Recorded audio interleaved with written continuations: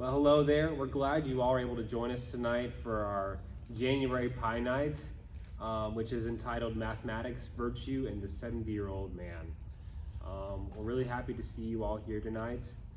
And basically tonight, simply put, I just would like to discuss what Providence's math program looks like and how that is working to cultivate virtue in students and help us become the type of old people that we all would love to be, hence the name, right? But before we really delve into that, I would like to tell you a tale of two classrooms. And I don't mean a classroom in Paris and a classroom in London, right? Like Tale of Two Cities. Just a tale of two classrooms. The first classroom, just imagine, a boy named Jimmy. We don't have any students named Jimmy, so I can use that name.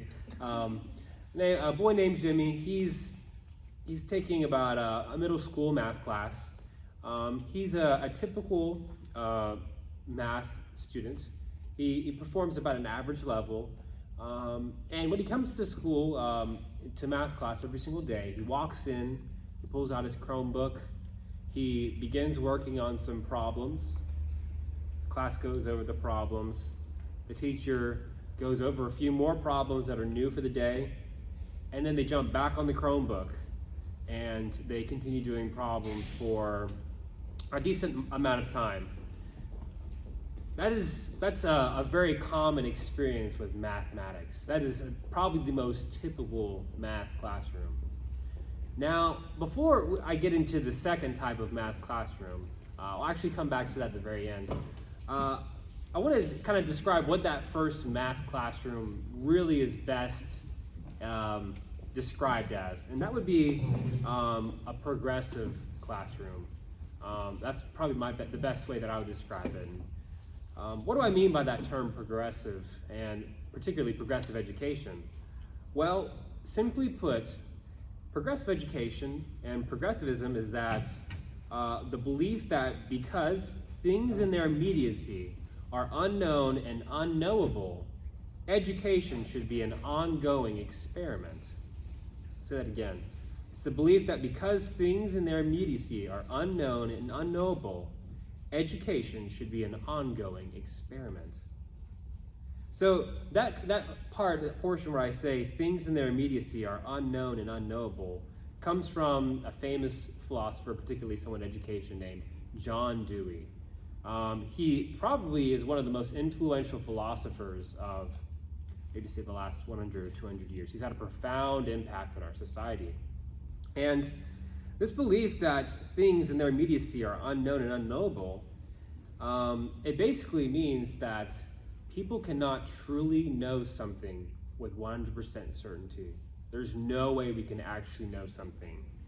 Now that may seem to be a good, humble position, right? We're trying to make sure we're not asserting something we're unclear about, but that can have a lot of difficult and maybe even dangerous outcomes as it relates to education. So this has led to education of about the last 100 or so, 150 years, kind of being in a constant state of experimentation, where we're trying new things all the time. We have the Chromebooks trying this out. We're trying these new methods of instruction. We're trying this and that. Things are changing. We'll try to see if this works, and then it doesn't. We'll do something new, as opposed to the long-standing method of education that has been used for a long time. And this is really resulted in a couple of unfortunate things that have happened with the implementation of progressive education with John Dewey. The first is that it really replaced wonder in the classroom with a desire to focus exclusively on training for work. Education is less about helping instill students with this awe, this constant awe that we live in God's world and we have this privilege to live and enjoy it, and we get to spend our entire lives having this wonderful, wonderful opportunity to live in God's great world. And now it's become this, we have to focus on work. We're just focusing on living, which is unfortunate. And then it's also replaced virtue with values. Now, when you first hear that, those probably sound like synonyms, which is understandable. But virtues and values are quite different. Virtue is something that is defined by God and what he believes is right and wrong, whereas values are things that humans prioritize. So, for example, courage is a virtue. It is always right to be courageous, right? This is always right. Now, you can have an excess and make it a vice, or you can have a deficiency and it becomes a vice. Or you become, the excess would be brashness, or the deficiency, of course, would be cowardice. That is set in the eyes of God. It's always right to be courageous. But when we replace that with values, the value could be something like, I value having a certain amount of time I put into work, right? Like I value a job where I only have to do this many hours of work. That can be good, right? That's good, but it's not eternal. It's not set apart for all periods of history. It's not a virtue. Values can be good, but they're not eternal and permanent. And that's a result of us believing that things in their immediacy are unknown and unknowable. We don't know, according to John Dewey, we don't know whether or not something can be eternal, because in his eyes that's a bit wrong to assert that. So it's replaced wonder with work, and virtue has become values. Now, you all might be wondering what this has to do with mathematics, right? Isn't a math class just about numbers? That's a fair argument, right? Aren't we just trying to learn how to do basic mathematical operations and then, move on with our day, right? So we can not be embarrassed when we have to do some change at the cash register, right? Well, mathematics is typically thought of as maybe we have the basic tasks, or it could even be something for a career in the end. And those are good things. We don't want to be useless people, right? God has called all of us to be productive in some way. Most people, that involves work. It's not wrong to focus on a career. However, I would like to propose a different pathway for what mathematics is about. And I believe this has really, really profound impact on how our day-to-day experience with mathematics works. Because as you can see with this book here, mathematics is for human flourishing. That is the point of why we learn mathematics. Because if mathematics is really just for being able to do the change or do a career, most people don't need to take calculus. They probably don't need to take calculus. They probably don't need to take statistics or even geometry or algebra. So why are we focusing on these things? Well, it's because mathematics is for human flourishing. And we believe that the end goal of the end goal of education and mathematics is a person, not a career. We're not working, at least in our K through 12 education, to focus on a particular career. Again, nothing wrong with a career. Everyone needs to be productive in some way. But we are focusing on cultivating a particular type of person. And numbers play a pivotal role in that. The title of this was largely inspired from a quote from a well-known head of school his name is Keith Nix. He's the head of school at Veritas School in Richmond, Virginia, one of the best classical Christian schools there is. And he has the following quote, which really inspired the name for this talk. He says, "What kind of citizen and human being and Christian will they be," referring to students, "at age 30, 40, 60? What kind of old men do we want these fifth graders to be?" Right? We are aiming for a type of education, even in our math classes, where we're not just thinking about what someone's going to do when they're 25 so they can put food on the table. But we're thinking about what type of person do we want someone to be when they're 70 years old, right? That's an important question. And then how do we get there? Because we want people to learn to live well in life and not waste their lives on the worthless things that our world puts before them constantly. We need to ask, what do we want our fifth graders to be like when they're 70 years old? Well, I would like to take some time to examine how mathematics actually plays a role in a liberal arts education. The liberal arts are basically just the liberating arts. They're 7 different arts that throughout history and education have worked to liberate people, to help them awaken their eyes to a higher reality and to pursue the good life. Now, at Providence, we have 3 of them in different stages. We have grammar, logic, and rhetoric, and we see that with our different schools. But there's also 4 more stages, which we would call the quadrivium. It is a direct follow-up to the trivium. And the quadrivium just means 4 ways in Latin, I believe. And there are really 4 steps, and I think it's quite interesting. Some of these are probably you'd expect, but one of them in particular is very surprising that would be included kind of in a camp with mathematics, as you all will see. The first one is arithmetic, which is just basic mathematical operations. The second one would be geometry, which is numbers in space, understanding shapes. And then the third one, in the third stage of the quadrivium, is music, which is numbers in motion, which is surprising to a lot of people because in many ways, music is separate from a lot of mathematics, but in many other ways, it is very, very mathematical. In fact, I heard one president of a liberal arts university say that music is just herd geometry. That's basically what's happening. We're having certain shapes combining with other shapes in very, very, very particular ways, which results in a very, very particular sound. And then all these things combined together, they form something beautiful. I mean, unless I'm playing the piano, then it's probably not going to be very good.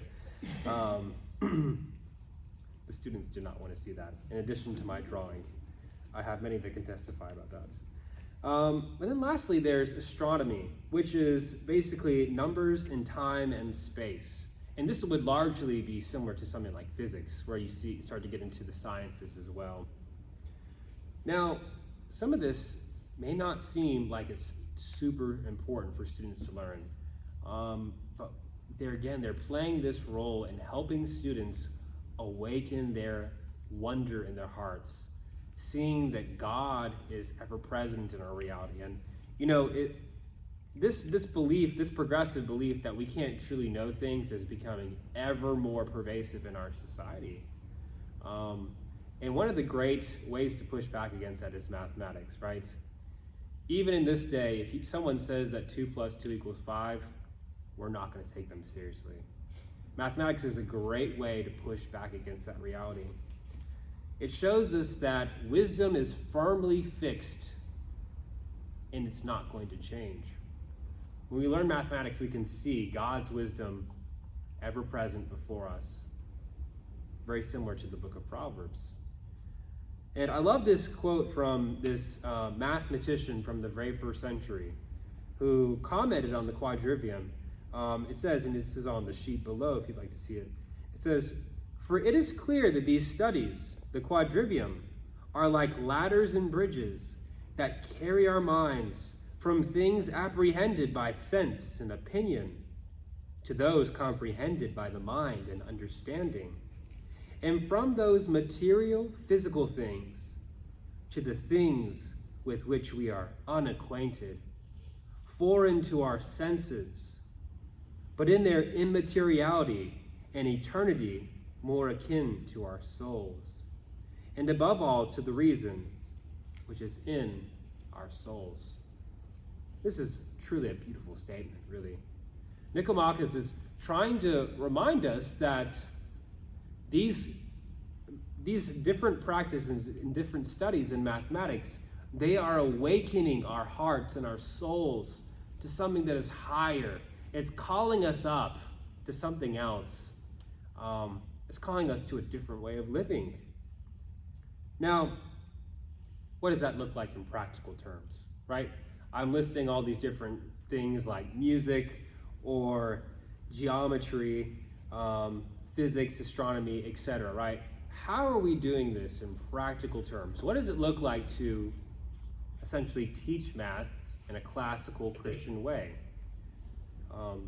Well, classical Christian education is all about, in the end, cultivating virtue and wisdom through a love of the good, true, and beautiful. So everything we do has to be through that, through the lens of that.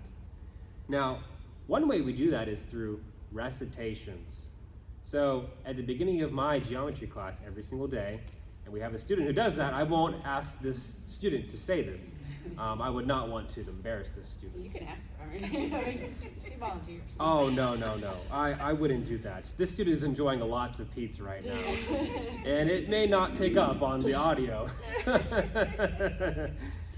Maybe next time. We could just add a little video at the end. Who knows? We do recitations, and I ask students the same questions every day to remind us, why are we studying mathematics? Are we just doing it to get a job? No. We're doing it to call us to something higher. We go through all these questions every single day because recitations, it's not just something fixed in our mind, it's something that gets it a little closer to our heart, because you all know, you listen to a song, it gets in your head, you think about it. When something is in your head, it eventually gets to your heart, or typically does. So we do mathematics recitations every single day. And we have different recitations for, I believe, most of our grades at Providence. Some for grammar school, some for logic, and then some for rhetoric school. So they're, the grade level appropriate. And then the next thing is reading a book called Mathematics for Human Flourishing, which I referenced earlier. It's right here. If you're interested in learning what mathematics actually has to do with a good life, I would highly encourage you to read this. It's written by a man named Francis Su. He has a PhD in mathematics from Harvard, so he knows what he's talking about a little. And he teaches mathematics at a liberal arts university. And in his book, he basically spends the entire book discussing the title, explaining why mathematics is for human flourishing. And we do that we read that book usually every Thursday in my geometry class. We read it together and we discuss it. And we've had a lot of really good discussions from that book about how mathematics is working to teach us how to live the good life. For example, I remember one of the best discussions we had was discussing how math is beautiful. Now, I know a lot of people get stressed with math, so they probably would say, that's not beautiful.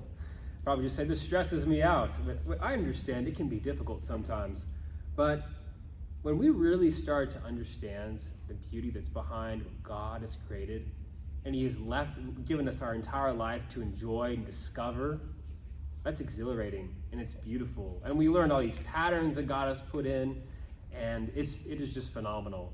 And we had a really great discussion alongside of that of why beauty is not in the eye of the beholder. Now, that's another pie night discussion, but we had a really good talk about that. In addition to this, something I would like to do in my math classes in the future, particularly for logic and rhetoric school, is to include some of the great books of mathematics in our instruction. So if you will, if you're here with us in person, you can look on this second page that I have before you. And this is a copy of Euclid's Elements. This is probably one of the most important math textbooks ever made in human history. And you can if you look at this book, it's extremely long, probably about 500 pages. I'm not saying I would read all that in class, no. But I would love to include this in particular lessons as we continue to grow as a school. For example, this is Proposition 40, if you see here, he has Book 1, Proposition 47. This is his proof for the Pythagorean theorem. You all know probably the very famous thing that people learned in math, where you have a right triangle, and you can figure out any of the lengths of the sides by doing a squared plus b squared equals c squared, right? A and b being the two sides, and then c being the hypotenuse. Well, we can see the proof of this in this, and I'm not going to do a whole lesson for you all, but I would like to read it just out loud so you all can get an idea of what this is like. And then I'd like to take a moment to explain why I believe it's important to include things such as the great books of mathematics in our instruction. So, Euclid's Elements, Book 1, Proposition 47. In right-angled triangles, the square on the side subtending the right triangle is equal to the sum of the squares of the sides containing the right angle. Let ABC be a right-angled triangle, having the angle BAC a right angle. I say that the square on BC is equal to the sum of the squares of BA and AC. For let the square BDEC have been described on BC, and the squares GB and HC on AB and AC, respectively. And he's referring to proposition from Book 1, 46, the previous one. And let AL have been drawn through point A parallel to either of BD or CE, referencing proposition 131. And let AD and FC have been joined. And since angles BAC and BAG are each right angles, then the two straight sides AC and AG, not lying on the same line side, make those adjacent angles with some straight line BA and at the point A on it, whose sum is equal to two right angles. Now I could continue reading on, but this is definitely difficult to read. I think we could all admit that. And it is somewhat reasonable to question why we would need to read something so old. It's so old you can see the original Greek on the left side. Why would we need to read something so old? Well, as a classical Christian educator, I believe that my job is not only to have my students see me as a teacher, but for me to walk alongside our students and help them understand there's this vast legacy of teachers who have lived, produced great works, and have died. And those are the greatest teachers they can learn from. I think I have a few good things to say. At least I hope so, right? But I believe there's these great teachers throughout all of Western history that have a lot to say to us. And part of becoming a wise person is learning to sit at the feet of these people and listen to what they have to say, even if it's difficult to pay attention sometimes. This is part of becoming a wise person. So I would love to begin to include some of these things like Euclid's Elements when appropriate and at the right level for the students. But most of all, when we come into mathematics, we want our students to walk away with a deep and strong impression that we live in a world that is beautiful. There's wonder and there's wisdom out there ready to be claimed. All we have to do is just tap into it. We have a privilege of living in God's good world, and we need to choose to live well in it. Mathematics is serving an important, pivotal role in that, and we should not miss this opportunity to do it. So I'd like to end where we kind of began. I gave you the tale of the first classroom, the progressive classroom. I'd like to go back and tell you the second classroom, and it's the classical Christian classroom.